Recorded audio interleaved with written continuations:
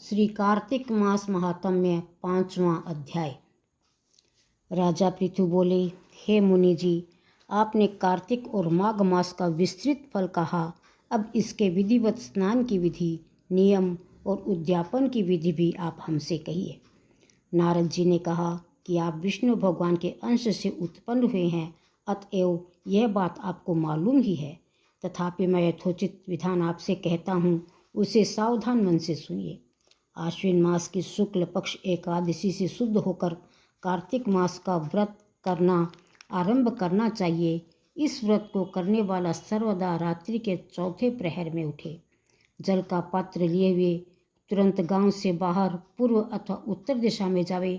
हमेशा दिन में अथवा सायंकाल को कान पर जनेऊ चढ़ाकर, पृथ्वी पर तृण को बिछाकर, सिर को कपड़े से ढककर, फिर मुंह को यत्नपूर्वक बंद कर, थूक तथा श्वास को रोककर मूत्र का त्याग करें। शौच कर्म से रहित मनुष्य की समस्त क्रियाएं निष्फल होती है। जो मनुष्य मुख शुद्धि अर्थात दातुन नहीं करता, उसके सब मंत्र निष्फल हो जाते हैं। अतएव दांत और जीभ को बलपूर्वक स्वच्छ करना चाहिए। हे वनस्पति, तू आयु, बल, कीर्ति, तेज, प्रभा, पशु, संपत्ति, ब्रह्म, ज्ञान, बुद्धि, विद्या हमको दे। यह मंत्र पढ़कर दातुन वृक्ष से ग्रहण करें। यह मंत्र कहकर दूध वाले वृक्ष से 12 अंगुल दातुन लेकर करें तथा श्राद्ध और व्रत के दिन न करें। प्रतिपदा, अमावस्या, नवमी, छठ, रविवार, चंद्र तथा सूर्य के ग्रहण में दंत धावन कदापि न करना चाहिए। कंटीले पेड़, कपास, पीपल, रेड़ और निर्गंध वृक्षों की दातुन नहीं करें। तत्पश्चात फूल, माला, चंदन और पान इत्यादि पूजन सामग्री लेकर प्रसन्न मन हो भक्तिपूर्वक विष्णु भगवान अथवा शिव जी के मंदिर में जाएं। वहां देवताओं का अर्घ्य, आचमनीय आदि वस्तुओं से अलग अलग पूजन कर, प्रार्थना कर तथा प्रणाम कर नृत्य आदि मंगल कृत्य करें। फिर ताल, वेणु, मृदंग आदि को बजावे, गावे और नर्तकों के साथ नाचे। फिर माला, चंदन, तांबुल आदिकों से उन गायकों का भी पूजन करें जो गाने आए हुए हों, क्योंकि देवस्थान में गाने वाले भी साक्षात विष्णु भगवान की ही मूर्ति हैं। ये लोग सत्य युगादिकों में विष्णु भगवान को तपस्या, योग और दान द्वारा प्रसन्न किया करते थे, किंतु कलयुग में अनुराग सहित भगवत गुणगान ही भगवान को प्रसन्न करने के लिए प्रधान माना गया है।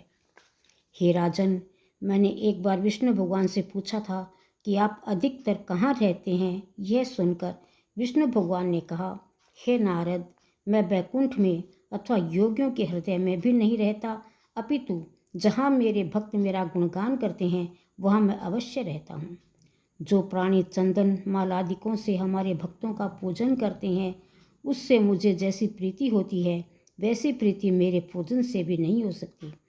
जो मूर्ख पुराणों की कथा तथा मेरे भक्तों का कीर्तन सुनकर उनकी निंदा करते हैं, वे मेरे शत्रु सदृश है। शिरीष, धतूरा, गिरिजा, चमेली, केसर, कंदार, मदार तथा कनेर के फूल और अक्षतों से विष्णु भगवान की पूजा नहीं करनी चाहिए।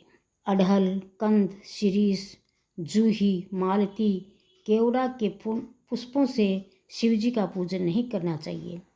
लक्ष्मी की अभिलाषा करने वाले पुरुष को चाहिए कि तुलसी पत्र से गणेश जी की, दुर्वा से दुर्गा जी की, अगस्त्य के फूल से सूर्य नारायण की पूजा न करें। जिन देवताओं के लिए पूजा में जो फूल निर्दिष्ट हैं, उन्हीं से उनका पूजन करें। इस प्रकार पूजन समाप्ति के पश्चात देवादिदेव विष्णु भगवान से क्षमा याचना करें। हे सुरेश्वर, हे देव, मेरे पास न मंत्र है और न क्रिया, भक्ति से भी मैं हीन हूँ।